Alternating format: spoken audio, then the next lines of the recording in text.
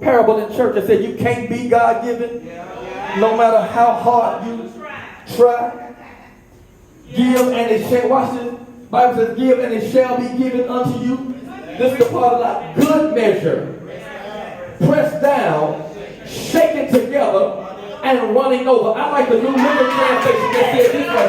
Not only does it say that, it says, and you'll make room for more. Yes, God. Your giving, watch this. Your giving will make room for more. Yeah. Your giving will make room for more. The reason why God can't give you a whole lot of stuff is because you still got your little bit of room with the little bit that you have. God said if you will make room, if you will release some stuff, if you will clean up, listen. I can't wait to get in my closet because watch this. I knew what I was doing. I was being intentional about it. I said if I get rid of some of my stuff, God gonna bless me with some new stuff. So I went in there and got some stuff because I hold on to things. I believe styles don't change. Styles don't come back around. And listen, she wearing bell bottoms, we'll be wearing bell bottoms again next week. Watch. Styles will come back around. So I hold on to stuff, thinking I can also hold on to my size and get back in it. But God told me, if you want me to replenish all of this stuff that you got in your closet, if you want me to replenish all the old stuff that you have, you got to be willing to let go of it. So I gladly went in my closet and just started pulling things off of my shelf. And let me jump to the end of it. And everything that I got rid of, God started giving me more of. Listen, God can't replace what you won't release. God can't replace what you won't release. Listen, you better look at somebody real quick and say, I think you better let it go.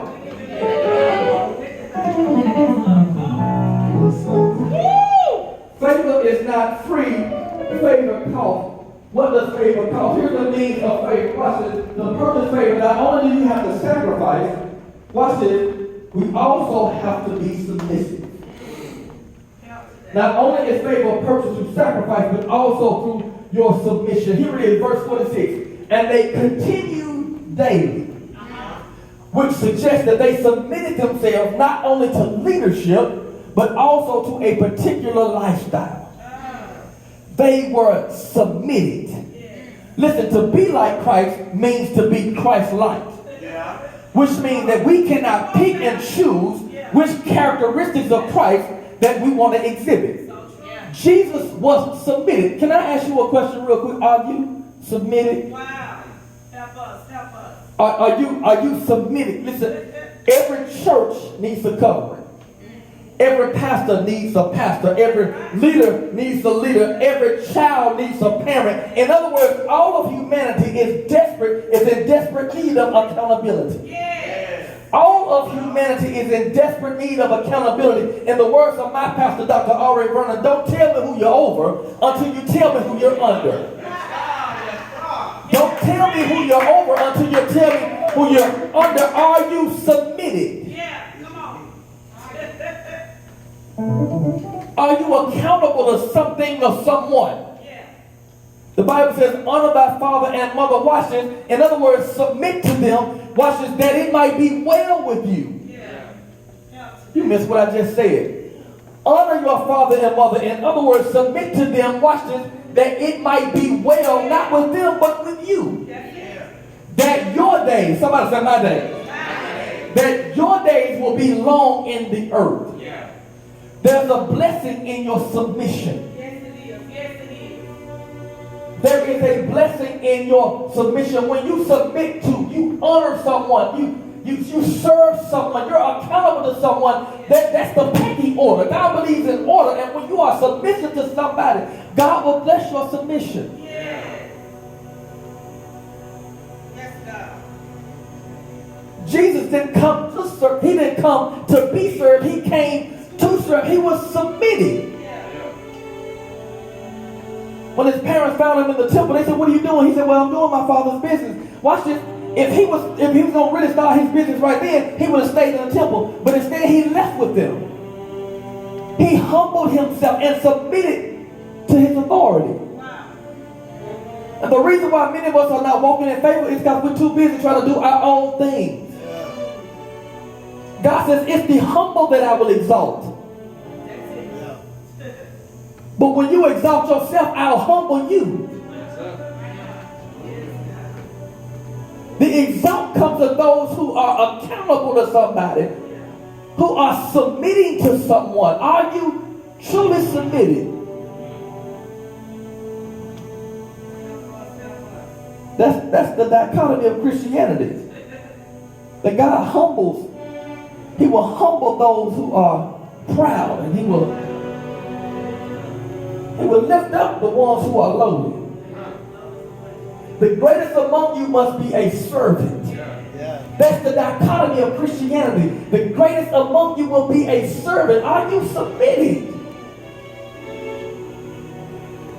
Or are we self-serving? Our only agenda is wrapped up in what can we get out of a thing? What can I get out of this? What are you going to do for me?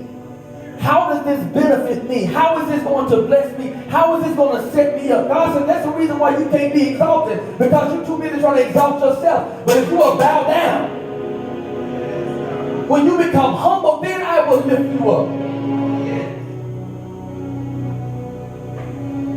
You can't get favor. You can't get favor doing your own thing. Favor comes when you sacrifice and when you are submitting.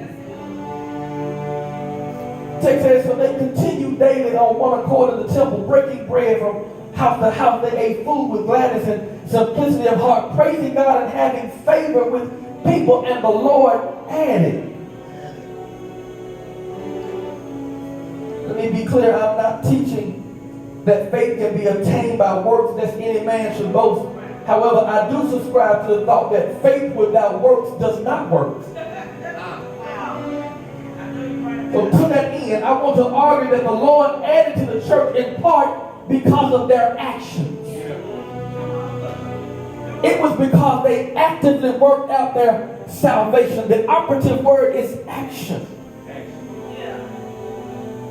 Many of us get caught up on the principle of addition, but we either miss or minimize the principle of activity. When we see that text, what jumps out at us is the word added. We get caught up in the principle of addition, but we miss or minimize the principle of activity. What is the principle of activity? Activity, watch this. Activity, or the root word of active, is to act. It means that having God's presence does not dismiss personal responsibility.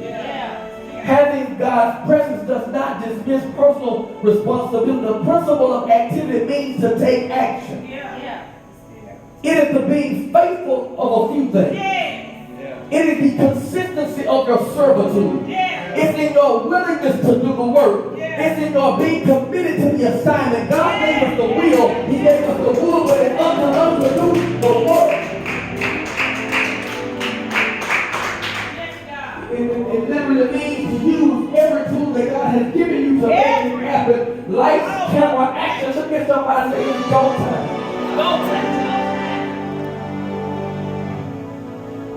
Prophet Isaiah says in the 6th chapter, verse 8, he says, I heard the voice of the Lord saying, whom shall I send? And who shall go for us? Then he responds, here am I. Send me. Here am I. Somebody help me shout, send me. Send me. Here am I. Send me. Here is what I need you to understand about what you just said. Please know that sending is the assignment that's given by God. Yet the pronoun me is the personal responsibility tied to your activity. What am I saying? Can I suggest to you that while many of us are expecting a move of God, God is expecting you to move. Look at somebody say, send me.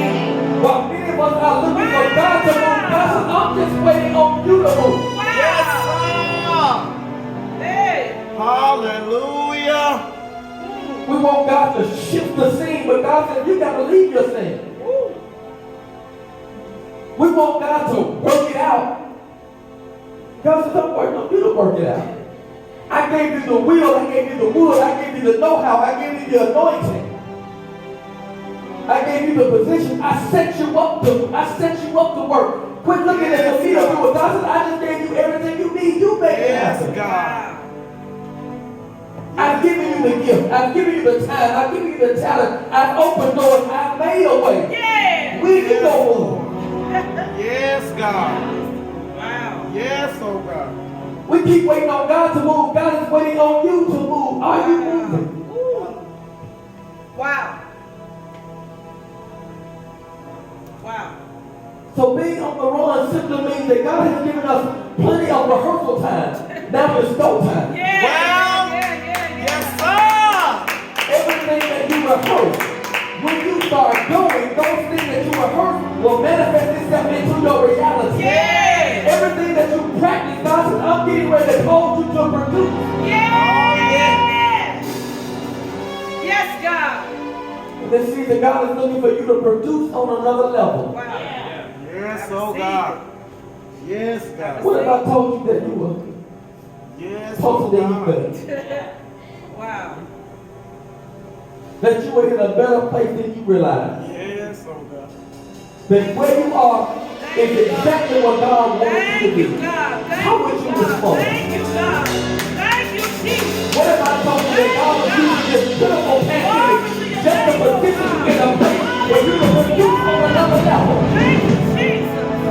Thank you, Lord. God said, this song you saw last season ain't gonna get it for this season. I'm calling you to produce on another level. Oh, my God. The production from last year can't be the production from 2021. God said, I'm calling you to produce on another level. I'm calling you to write on another level, to minister on another level, to sing on another level, to serve on another level, to give on another level. Watch this, to live on another level.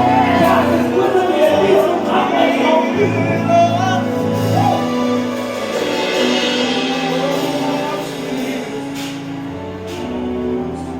Just like the servant said, wait on the Lord. God says, I'm waiting on you.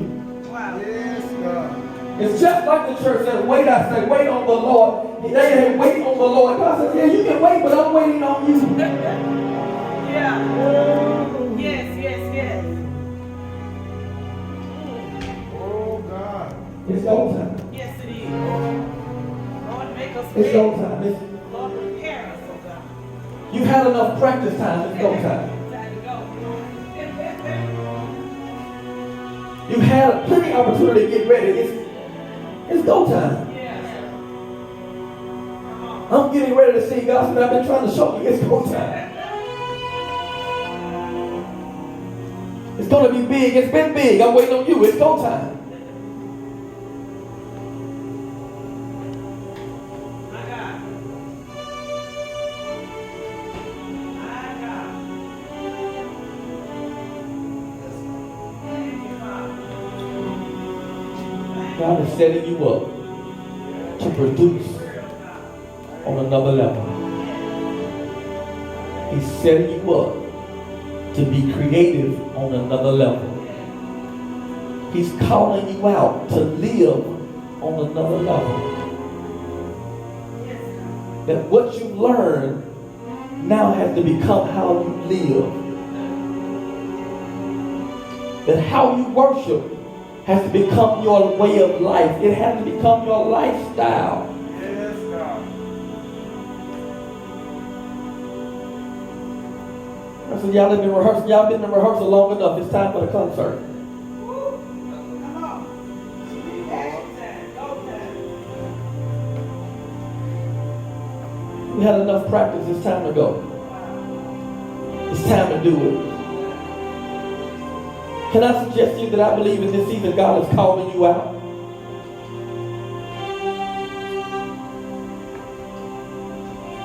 I knew I wasn't going to get no applause right there. I said, this season God is calling you out. Yeah. He's calling you out of darkness. He's calling you out of your comfort. He's calling you out of your lazy place. He's calling you out. He's calling you out from among those who kept you at the last level. God is calling you out. He's calling you to live louder. He's calling you out to dance harder.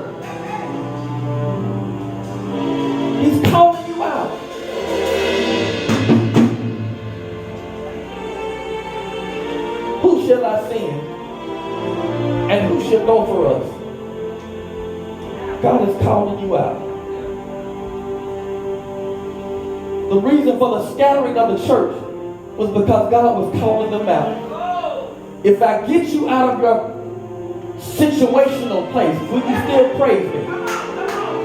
If I get you from your place of comfort, will you speak loud for me? Acts chapter 8, the whole reason for On the Run, as the church was scattered, they preached the gospel everywhere they went. Are you ready to go? It's go time.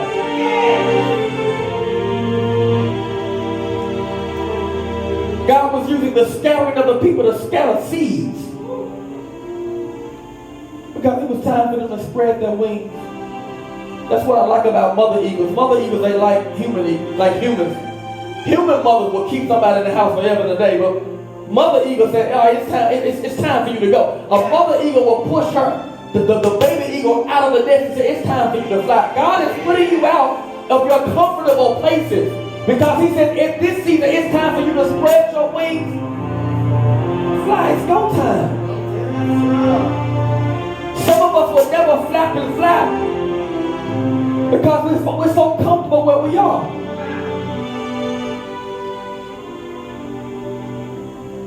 Some of us will never produce like you've been called to produce because you're comfortable with the few little clients that you got. God said, "That's not enough. I see bigger for you. It's go time. It's time for you to flap your wings and fly."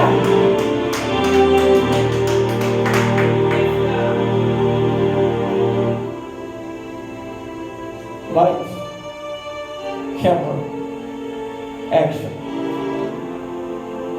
Look at somebody and say, "It's go time." Let's give God praise.